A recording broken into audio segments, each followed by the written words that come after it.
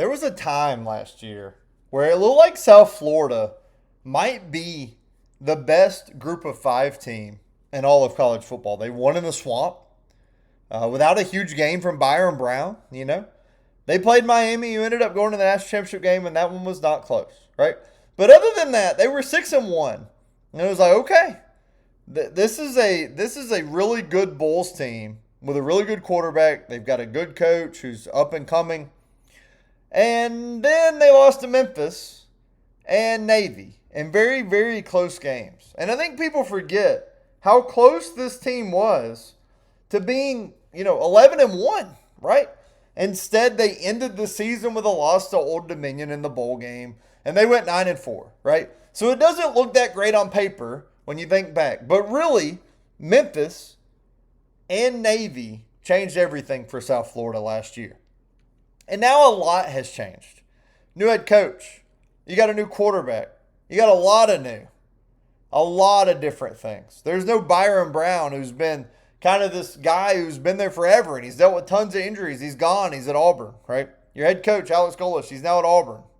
So there are a lot of changes here. We're going to get into it today on the You Think You Know Sports podcast. First off, thanks for listening. I know there's tons of podcasts out there. I was reading about podcasts earlier. There's like a million podcasts at this point in the world. This is a new one. So we are for people who really love deep dive analysis on college football, the NFL, and college basketball. Right now, we're focused on college football. We're going to get into those others as well very soon. Right now, we're trying to get all the way around the country and do all 138 teams. We've done all of the ACC. We're almost through the American. We're about halfway through the Big Ten as we continue to work through this, doing about 4 a day. You can find this podcast just about anywhere you can find podcasts: Spotify, Amazon Music, Apple Music, YouTube. If you happen to get here by mistake, we hope you like it here. I'm also on youthinkyouknowsports.com, spelled with a U, not Y-O-U, not doing correct grammar. And then on my TikTok page, which is really how this started, have over 10,000 followers. But you can find me on just about any social media, and I hope you do if you love the content. Now let's get back to the Bulls. South Florida is a team that is going to look a lot different without Brown. It was one of my favorite players in college football. Now they have to make a decision between two quarterbacks, right? You got to figure out if it's going to be Michael Van Buren or if it's going to be Luke Kromenhoek playing quarterback for the Bulls this year. Both of these guys have been to Mississippi State in their college career. Van Buren was at LSU last year. You might remember that. And Kromenhoek was at Florida State before he went to the Bulldogs. Van Buren is a 57% career passer in college, 19 touchdowns, 9 picks. I love advanced stats on these guys.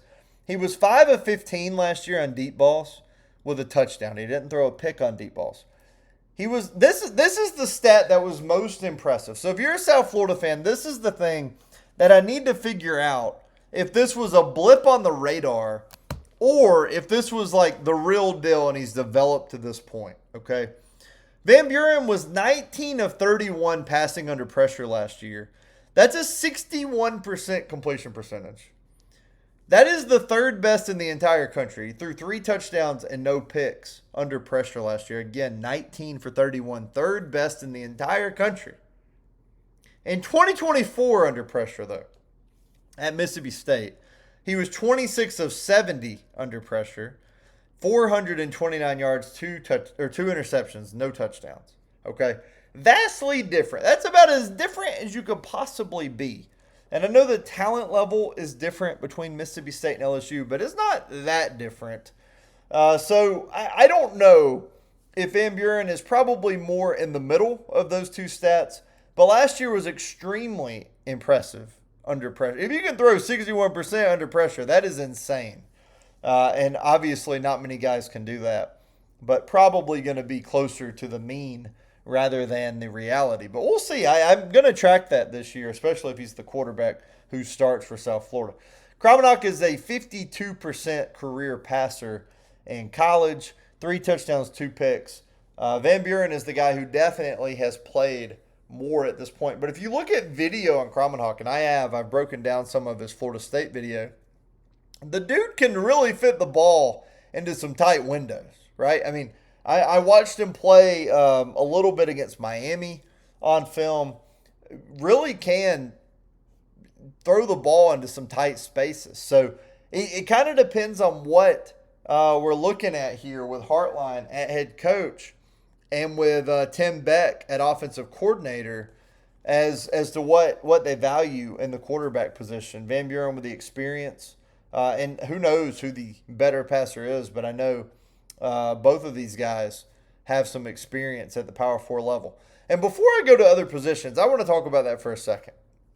I have broken down over 30 teams now at least, and some I've broken down that I haven't been able to post videos and podcasts and website stuff on yet, but we're getting there, I promise.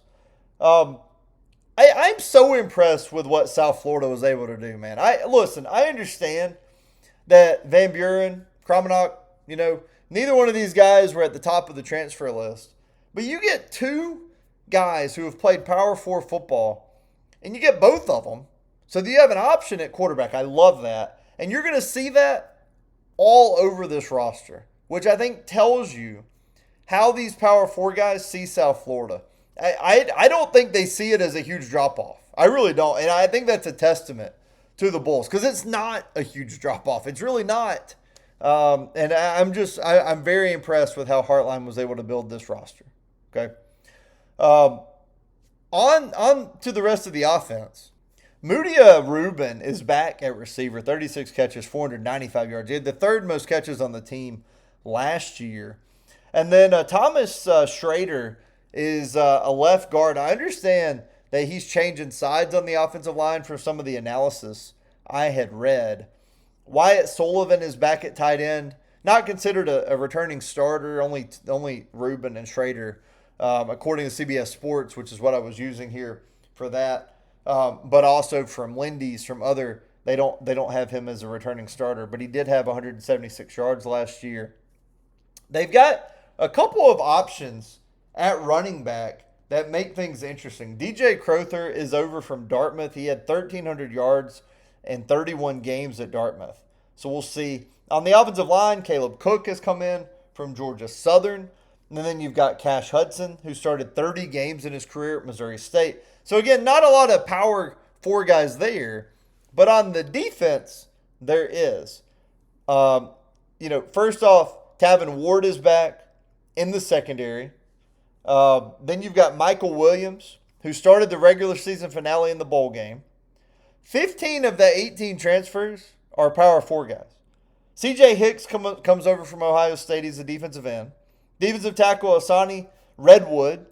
You've got Israel Boyce, who's coming in. Pup Howard and Teddy Foster coming from Florida. Sam Robinson is a linebacker coming in from Rutgers. Tavion Beasley comes in from BYU. Amarian Fortenberry comes from Kansas State. I mean, there are guys all over the Power 4. If you put a map together of where all these guys came from for college football for South Florida, you'd have a map from everywhere, man. Give the Bulls credit for putting together this roster.